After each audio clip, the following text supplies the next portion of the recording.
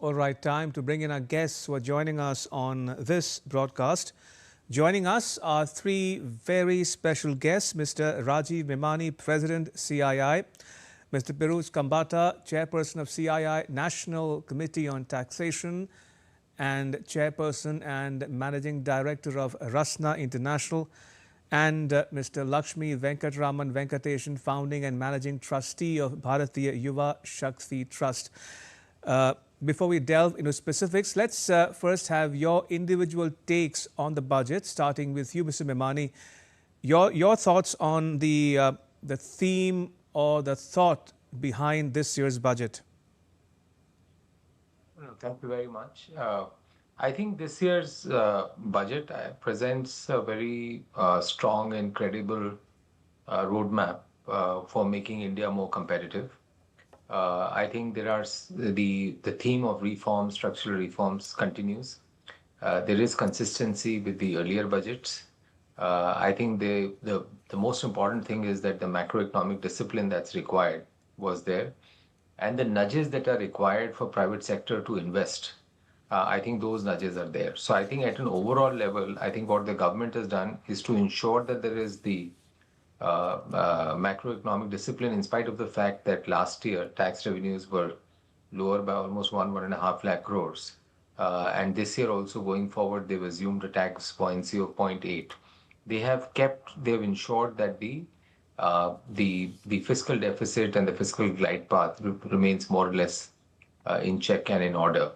And I think the sectors, I would say particularly, I would start with manufacturing. I think the benefits, the identified 7 sectors in manufacturing, plus all the other related benefits that they have given, I think that's very good.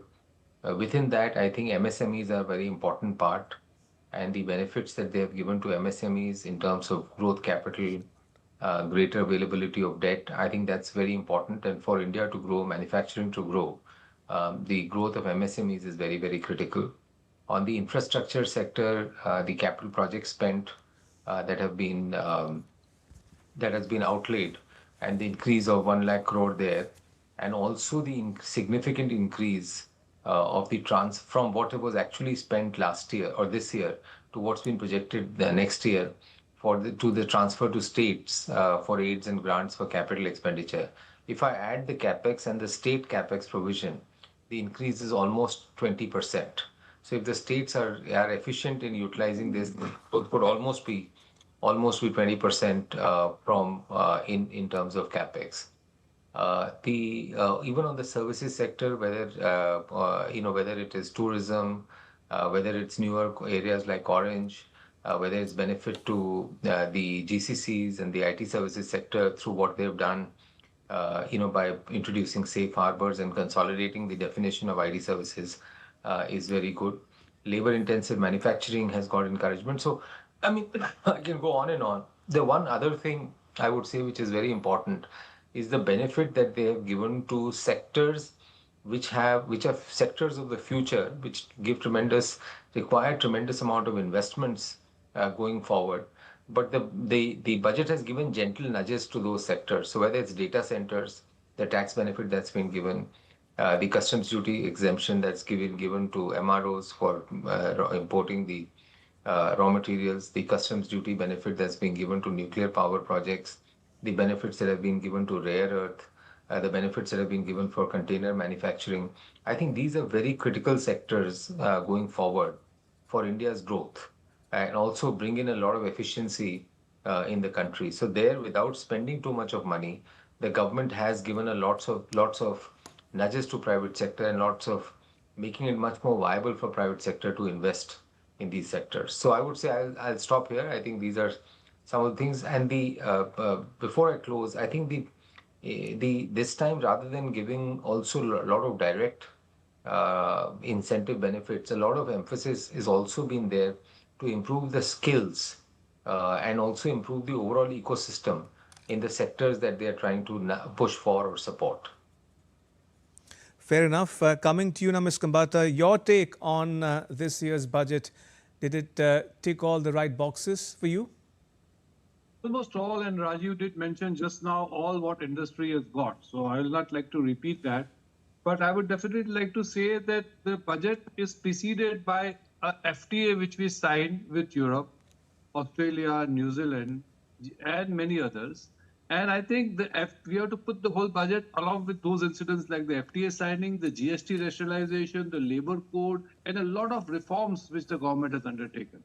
So I think the government is walking the talk in the Prime Minister's direction of reform, transform, and perform. So that is very evident, and this budget is a continuation of that.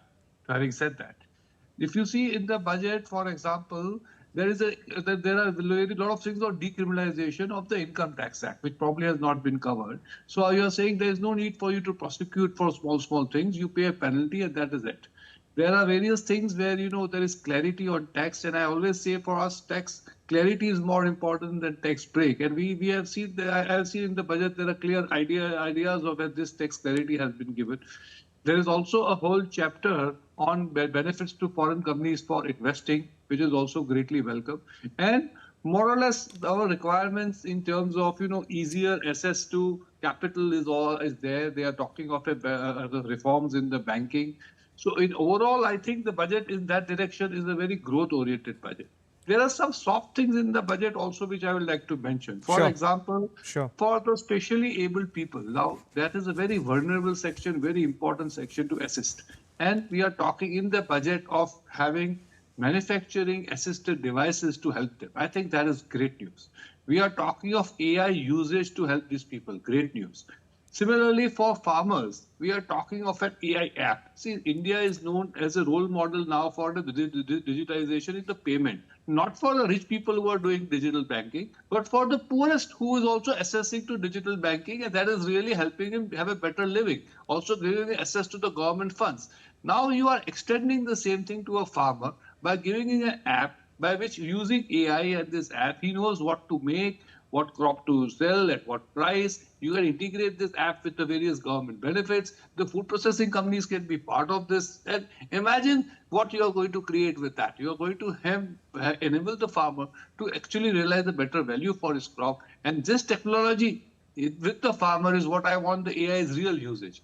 AI's real usage is that it can help farmers, women, small startups. And I think this is very important for us to know, and the government is enabling that. Now, sticking to the agriculture part of the budget, what has the budget done? Once again, taking on of the FTAs, if you see in the FTAs also, phase one is what? That processed food, the tax has been lowered. Now, that means it is good news that the government doesn't want agriculture to sort of be part of FTAs, but processed food is yes. So that means we can make the food for the world. Now, where the flip has been given to high value added crops like coconut water, for example. I am from the industry, huge demand for that. Now imagine what type of money we'll get if you export proper value-added coconut water well packed. It is, in my mind, the best energy drink. Similarly, cashew nuts, almonds. Why should we import almonds? Or for that matter, pine nuts, coconut, sandalwood. So these are the important things. Then marine. The best protein today is the fish protein. A lot of emphasis has been given to marine exports. A lot of benefits have been given, which will help the fisheries sector, which will help the fishermen, which are in crores. So look at that benefit which they got. And all this shows that the government wants the industry also to partner. And I think time has come for industry to partner in these areas which the government has identified, including the GCCs, including the fact that we can be partnering in making aircrafts and biotechnology, in all this food, they are talking of textile parks. So I think the message from the government is we are giving you all this. I think now the private sector, in particular Indian private sector, has to also take this up and start investing.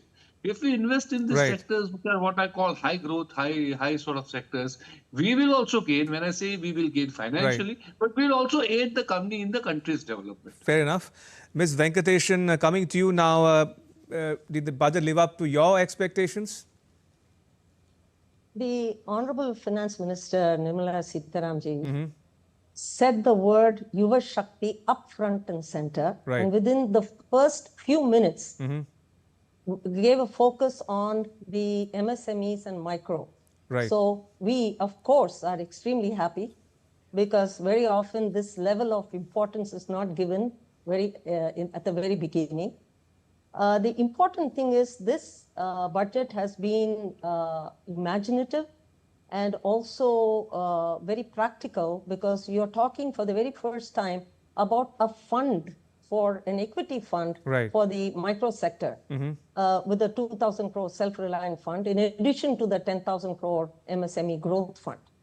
Now, talking about equity infusion into the micro sector automatically enables them to become dynamic, to scale, to grow, and to also leverage the debt industry, because very often that has been the bane of the micro sector, that they are undercapitalized and undersupported.